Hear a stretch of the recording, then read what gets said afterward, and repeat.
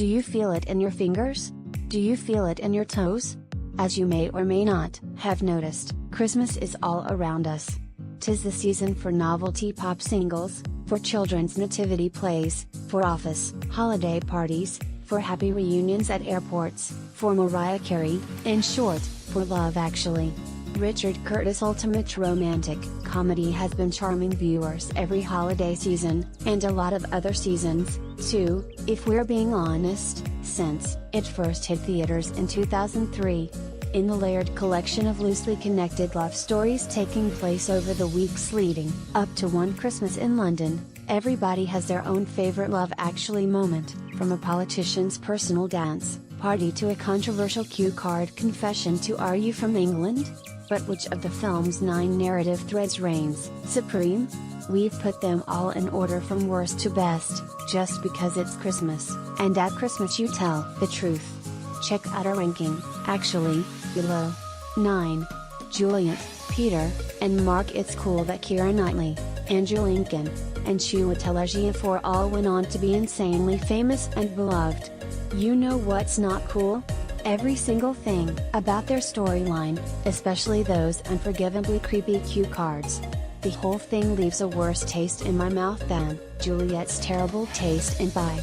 How can Juliet and Mark never tell Peter about their weird little moment?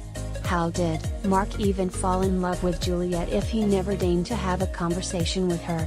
Because he was already in love with her? All the love that exists between this trio is built on secrets and lies. How do we all stand for it every Christmas? To me, this is not perfect. 8. Harry and Karen, and Mia.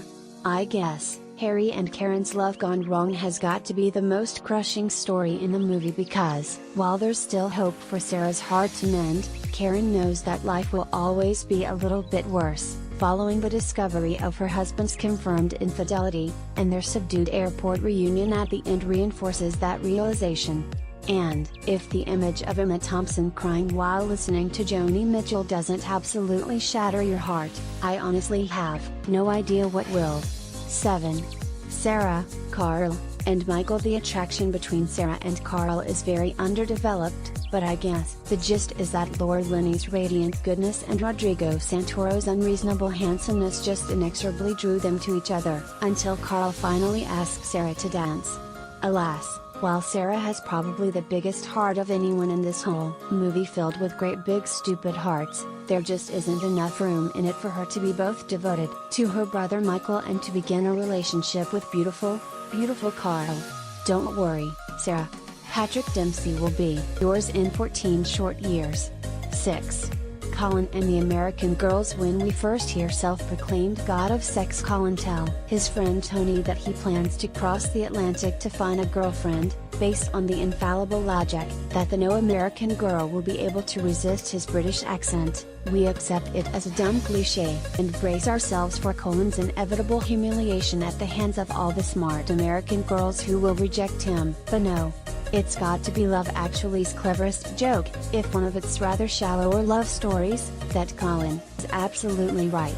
Good thing that suitcase was chock-a-block of condoms. 5. John and Judy. The simplest, and one of the sweetest, love stories in Love Actually is that of John and just Judy, who feel no awkwardness whatsoever as they nakedly simulate in their work together as body doubles, but blush and giggle and stutter their way through their shy flirtations. When Judy finally admits, "All I want for Christmas is you," it lacks the flash of some of the other romantic climaxes, but is no less filled with feeling. 4. Jamie and Aurelia. Yes, their sort of bilingual proposal scene is adorable, but it's also pretty schmaltzy, capitalizing on that cheapest of rom-com setups, the declaration of love before an audience of strangers. Really, was it necessary for Jamie to attract a whole parade of Aurelia's neighbors on his way to propose to her? But it's hard to resist Colin Firth's broken Portuguese, or that soaring Love Actually score, played to greatest effect here. 3. David and Natalie. Prime Minister David and his household staffer Natalie first bond, in a quiet unspoken British way, over her tendency to curse and his taste for chocolate biscuits.